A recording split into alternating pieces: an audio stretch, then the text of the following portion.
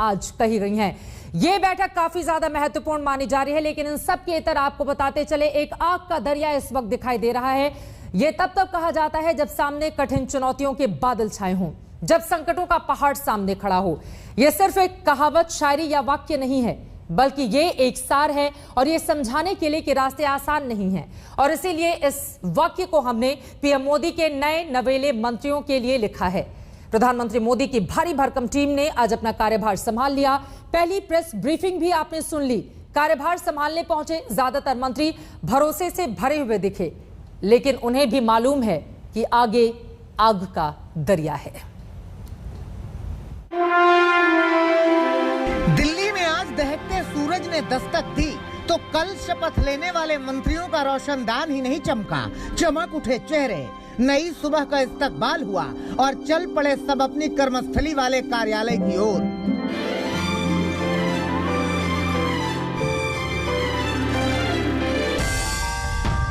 सूचना प्रसारण मंत्रालय भी एक आग का दरिया ही था, जिससे जावड़ेकर तो निकल गए, लेकिन प्रमोट होकर इस दरिया को पार कर जाने के इरादे से अनुराग ठाकुर आ गए। अनुराग ठाकुर ने कार्यभार संभाल लिया।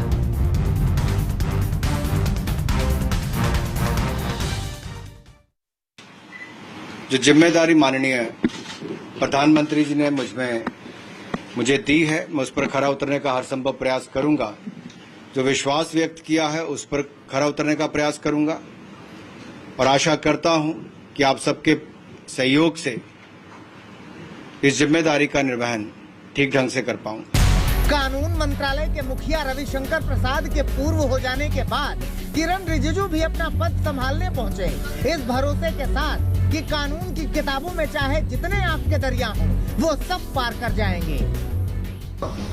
मेरे सामने में एक चुनौती है कि आदरणीय प्रधानमंत्री जी ने जो भरोसा जताया उस पर खरा उतरना और देश के लोगों के अपेक्षा है, आकांक्षाएं हैं, उसको पूरा करने के लिए हमको बहुत मेहनत करना पड़ेगा। रेल का चवन्नी भी किराया बढ़ जाए तो मुसाफिरों की चाल बदल जाती है, लेकिन यहाँ ना तो किराया बढ़ा ना मुसाफिरों की चाल बदली। अलबत्ता रेल मंत्री बदल गए और बदले हुए रेल मंत्री के बाद बदल कर आए हुए रेल मंत्री ने कुर्सी संभाली तो भरोसे से भरे हुए थे कि रेल की चाल कमाल करेगी। मैं माननीय प्रधानमंत्री जी को धन्यवाद देता हूं, हृदय से धन्यवाद देता हूं कि इतनी बड़ी जिम्मेदारी दी है देश की सेवा करने की। रेलवे में पिछले 7 साल में बहुत अच्छा काम हुआ है, उसी काम को आगे ले जाना मेरी जिम्मेदारी है। रेलवे के साथ साथ अश्विनी वैष्णव को आईटी मंत्री भी बनाया गया है। आईटी मंत्रालय और ट्विटर वाली चिड़िया के बीच चीख पुकार किसी से छिपी नहीं है। आईटी मंत्री रहते हुए रविशंकर प्रसाद ने ट्विटर वाली चिड़िया को उड़ाने की कोशिश की थी, लेकिन चिड़िया ने चहकना बंद नहीं किया। अब नए वाले आईटी मंत्री आए हैं तो उन्होंने साफ कर दिया है कि सरकार का जो स्टैंड था वही स्टैंड रहेगा। मतलब इस आग के दरिया को पार करने के लिए वो तैयार होकर आए हैं। भारत में रहने वाले हर व्यक्ति को, भारत में काम करने वाली हर कंपनी को, सभी को भारत के नियम मानने चाहिए। अगर वो नहीं मानते, क्योंकि आपकी तरफ से नोटिस गया वो मंत्रालय पूरा इसका स्टडी करूंगा और डेफिनेटली इस पे जो नियम है उसके हिसाब से। कोरोना ने पर्यटन को कैसे पस्त किया है ये किसी से छिपा नहीं है, लेकिन पर्यटन और संस्कृति मंत्री बनकर जी किशन रेड्डी आए तो भरोसा जताया कि सब अच्छा होगा, जो मोदी जी कहेंगे वही होगा। मोदी जी का आदेश पर जो भी टूरिज्म का हो, कल्चर का हो, जो काम है वो पूरा काम करेगा। मैं ज्योतिरादित्य माधवराव सिंधिया। ये किसी भी बेटे के लिए फक्र की बात होती है कि गुजरे हुए दिनों में जो मंत्रालय उनके पिता ने संभाला हो वही मंत्रालय वो खुद संभाले, तो पिता का अक्स बेटे की आंख में उतर आता है। ज्योतिरादित्य को भरोसा है कि जिम्मेदारी वाले इस आग के दरिया को वो पार कर जाएंगे। प्रधानमंत्री श्री नरेंद्र मोदी जी, हमारे पार्टी के अध्यक्ष श्री नड्डा जी, गृह मंत्री अमित शाह जी को तहे दिल से धन्यवाद अर्पित करना चाहता हूं। जो जिम्मेदारी उन्होंने मुझे दी है, पूरी लगन से, पूरी निष्ठा से और पूरी क्षमता से इस जिम्मेदारी को निभाने की मैं कोशिश करूंगा और मुझे आशा है कि जो अपेक्षाएं हैं उन अपेक्षाओं पर मैं खड़े उतरूं। मोदी कैबिनेट के मंत्रियों ने कार्यभार संभाल लिया है। अभी तो उत्साह तारी है, लेकिन देखने की बारी ये है कि नए नवेले मंत्री ऐसा क्या करते हैं जो पिछले मंत्री नहीं कर पाए। हिमांशु मिश्रा और कमलजीत संधू के साथ जितेंद्र बहादुर सिंह, दिल्ली, आज तक। मंत्रियों ने कार्यभार संभाल लिया, मगर इसमें पेट्रोलियम मंत्रालय, शिक्षा मंत्रालय और स्वास्थ्य मंत्रालय, ये 3 ऐसे मंत्रालय हैं जिनके राह में कील और कांटों की भरमार है। पेट्रोलियम मंत्री के पद संभालते ही कई शहरों में पेट्रोल 100 के पार है, महंगाई की मार है, लोग प्रदर्शन कर रहे हैं। स्वास्थ्य मंत्री के सामने चुनौतियों का अंबार है कि कोविड की तीसरी लहर से वो कैसे निपटेंगे, कैसे वैक्सीनेशन का सपना पूरा करेंगे। और शिक्षा मंत्री के सामने बंद पड़े स्कूलों को खुलवाने की बड़ी चुनौती है, परीक्षाएं कराने की चुनौती है, और जो परीक्षाएं हो गई हैं उनके परिणाम बताने की चुनौती है। मतलब यूं समझिए कि आग का दरिया है।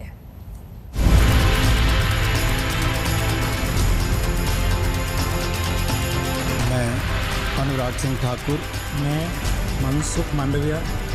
कुछ मंत्री हटा दिए गए, कुछ नए मंत्री बना दिए गए, लेकिन इन हटाने और बनाने के बीच एक आग का दरिया है। ये आग का दरिया जो नहीं पार कर पाए वो हटा दिए गए, और जो पार कर गए उन्हें बना दिया गया।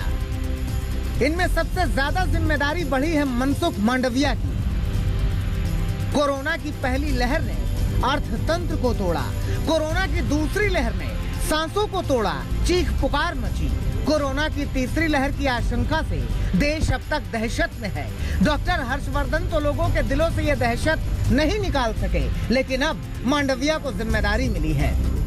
मांडविया के सामने तीसरी लहर को रोकने के साथ साथ देश में संपूर्ण टीकाकरण का बहुत बड़ा काम है। वो इसे कैसे अंजाम देंगे, ये तो वही बता सकते हैं। हमने देखा कि देश में बेड आज के दिन में जो पीक पर पहुंचा था सेकंड वेव, तो क्या स्थिति थी, उसको देखते हुए क्या करना चाहिए। देश में भविष्य में ऑक्सीजन की क्राइसिस ना खड़ी हो, उसके लिए क्या करना चाहिए। सभी स्टेट के साथ विस्तार से कंसल्टेशन हुआ। क्रिटिकल मेडिसिन की कोई किल्लत ना हो, उसके लिए भी व्यवस्था भविष्य के लिए बनाने के लिए, और भविष्य में बच्चों में कोविड का फैलावा हो तो उसके सामने हम कैसी व्यवस्था करें। कांग्रेस भी स्वास्थ्य मंत्री के बदलाव पर तंज कस रही है।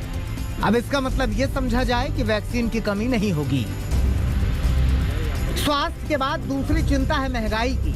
ये कोई प्रयोग नहीं है, सिर्फ संयोग है कि जब नए पेट्रोलियम मंत्री हरदीप पुरी अपने नए पद की जिम्मेदारी संभाल रहे थे, उसी वक्त पेट्रोल के दामों में फिर से उछाल आया, और उसी वक्त देश के अलग अलग शहरों में लोग पेट्रोल डीजल के दामों को लेकर प्रदर्शन कर रहे थे। मंत्री बदल गए, मंत्रालय बदल गया, लेकिन पेट्रोल का बढ़ना नहीं बदला।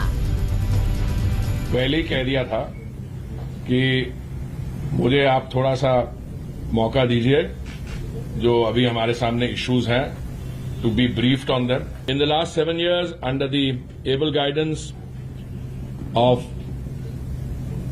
Shri Dharmendra Pradhan ji, and before that of his predecessor, a number of path-breaking reforms and initiatives have been introduced in this sector.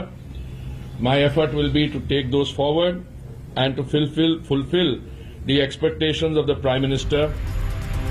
तेल की कीमतों के सामने पस्त हो जाने वाले पूर्व पेट्रोलियम मंत्री धर्मेंद्र प्रधान अब शिक्षा मंत्री हैं। इसे भी संयोग ही कहिए कि एक मंत्रालय से पस्त होकर भले आए हैं, लेकिन यहाँ चुनौतियों का पहाड़ ज्यादा बड़ा है।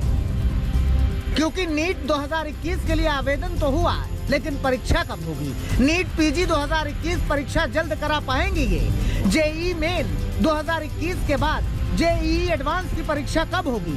सेंट्रल यूनिवर्सिटी कॉमन एंट्रेंस के टेस्ट कब होंगे। 10वीं और 12वीं का रिजल्ट क्या समय से आएगा, और ऑनलाइन से ऑफलाइन कब होंगे स्कूल कॉलेज। अब चौथे विभाग की बात करें। जिस सूचना प्रसारण मंत्रालय का कार्यभार सुषमा स्वराज, अरुण जेटली, वेंकैया नायडू, प्रकाश जावड़ेकर जैसे दिग्गजों ने संभाला, उसकी जिम्मेदारी प्रमोशन मिलने के बाद अनुराग ठाकुर ने संभाली है। इतने बड़े नाम आप गिना रहे हैं, उतनी बड़ी जिम्मेदारी का एहसास भी होता है। इसलिए मैंने कहा, जो विश्वास व्यक्त माननीय प्रधानमंत्री जी ने किया है, उनके विश्वास पर खरा उतरने का प्रयास करूंगा और इस जिम्मेदारी को ठीक से निभाने का हर संभव प्रयास करूंगा। उसमें आप सबका सहयोग भी चाहिए होगा। अनुराग ठाकुर के कंधे पर कोरोना काल में सही जानकारी को जनता तक ले जाने और सरकार का रुख और उसके कामकाज की सही तस्वीर पेश करने की बड़ी जिम्मेदारी है। उम्मीद कीजिए कि जिस भरोसे से इन्हें लाया गया है उस भरोसे पर ये खरे उतरेंगे। दिल्ली में हिमांशु मिश्रा, अशोक सिंघल और जितेंद्र बहादुर के साथ आज तक ब्यूरो। नए मंत्रियों के आने और पुराने मंत्रियों के हटाए जाने को लेकर खूब छींटाकशी, सियासी बयानबाजी और सोशल साइट पर मीम्स की भरमार है। मगर आपको हम बताते हैं कि मोदी सरकार में बड़े नाम और बड़े ओहदे वाले मंत्रियों को अचानक पीएम मोदी ने अपनी टीम से क्यों हटा दिया? क्योंकि रविशंकर प्रसाद, प्रकाश जावड़ेकर, डॉक्टर हर्षवर्धन और बाबुल सुप्रियो जैसे नेताओं को आखिर क्यों वड़क्कम कह दिया गया? ये रिपोर्ट देखिए, उसके बाद आपको भी अंदाजा हो जाएगा कि वाकई ये एक आग का दरिया है। हमसे कब भूल हुए जो ये सजा हमको मिले, हमसे कब भूल हुए जो ये सजा हमको मिले। वक्त बड़ा बेरहम निकला। इस दर्द को क्या कहेंगे? जिस कैबिनेट की 2 साल पहले शपथ ली थी, वहां अपने उत्तराधिकारियों की शपथ में तालियां बजा रहे हैं। जो कभी सरकार का चेहरा हुआ करते थे, वो चेहरे उतरे हुए नजर आ रहे थे।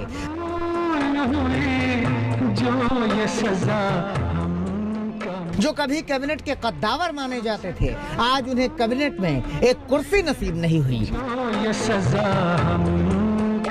मोदी की कैबिनेट का विस्तार हुआ तो लगा मानो आधी सरकार ही बदल गई। पिछले 2 साल में सबसे ज्यादा चमकने वाले चेहरे ही बदल गए। सबसे ज्यादा चर्चित मंत्रालयों में ही फेरबदल हो गया।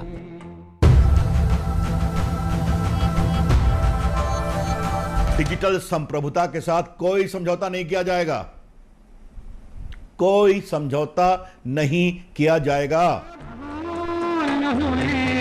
जो ये सजा आखिर कैसे रविशंकर प्रसाद गुड लिस्ट से बाहर हो गए? आखिर मोदी सरकार के पहले कार्यकाल से शुरू हुआ कानून मंत्रालय का सिलसिला दूसरे कार्यकाल में आधी दूरी भी नहीं तय कर सका।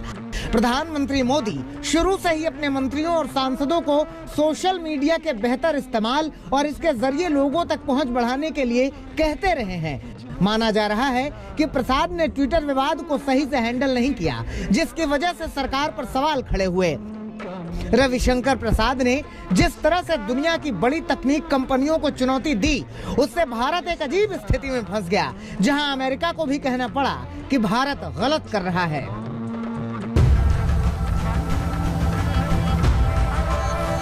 चैलेंज को ओवरकम किया और सफलता की एक लगभग स्टेज तक हम पहुंचे थे। जो ये सजा पिछले करीब 1.5 साल से कोरोना देश का सबसे बड़ा मुद्दा रहा। कोरोना की दूसरी लहर में मिसमैनेजमेंट को लेकर हेल्थ मिनिस्टर लगातार विपक्ष के निशाने पर भी थे।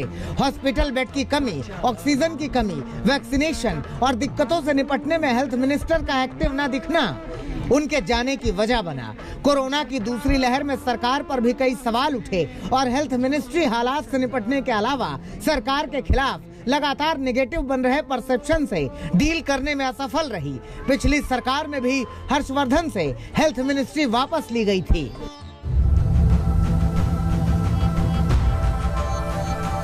कांग्रेस को वोट यानी एमआईएम को वोट,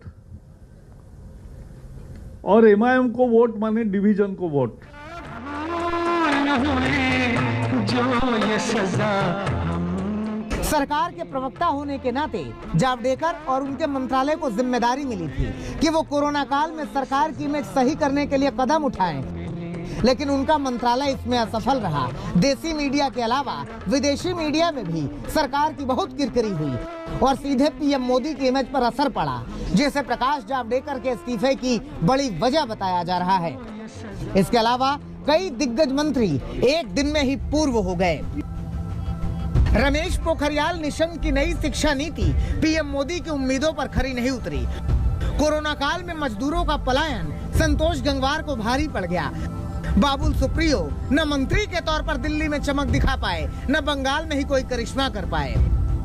रमेश पोखरियाल निशंक जो 23 साल बाद जो है एक नई एजुकेशन पॉलिसी लेके आए, लेकिन लोग उससे सहमत नहीं हुए।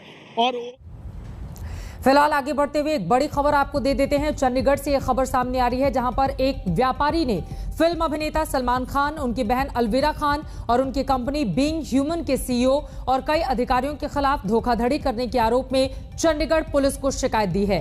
चंडीगढ़ पुलिस को दी गई शिकायत में कहा गया है कि बीइंग ह्यूमन कंपनी ने चंडीगढ़ के मनी माजरा में उनसे 3 करोड़ की लागत से शोरूम खुलवाया। बाद में उनको सामान नहीं भेजा गया। उनका बीइंग ह्यूमन कंपनी से बाकायदा लिखित में एग्रीमेंट भी है, लेकिन सलमान खान की ओर से उन्हें धोखा दिया गया है। हमारे साथ जो कमिटमेंट्स की थी कि हम और फ्रेंचाइजी खोलेंगे, ये करेंगे, वो करेंगे, इन्होंने कोई भी पूरी नहीं की। आज 1.5 साल हो गया। 1.5 साल से बॉम्बे में जितने उनके ऑफिस हैं वो सब बंद पड़े हैं।